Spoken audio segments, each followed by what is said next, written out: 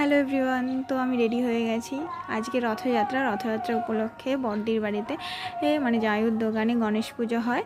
তো গণেশ পুজো এই যে হচ্ছে, সবাই আশীর্বাদ নিচ্ছে, সোনাকে আশীর্বাদ করে দিল। তারপর দেখো আমাদের গুণবাবু সেজে গুজে বসে আছে।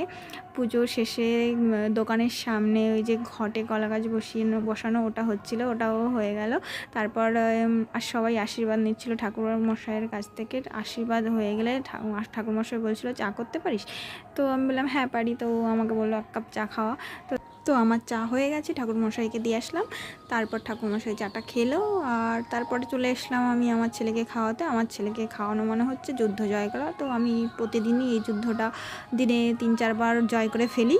তো তারপর আমি একটু প্রসাদ খেয়ে নিলাম। প্রসাদ খাওয়ার পর তারপর একটু জানলার পাশে গেলাম, দেখলাম খুব সুন্দর হাওয়া হচ্ছে। তো ভিডিওটা কেমন লাগলো অবশ্যই জানিও, আর লাইক কমেন্ট শেয়ার করে দিও। টাটা।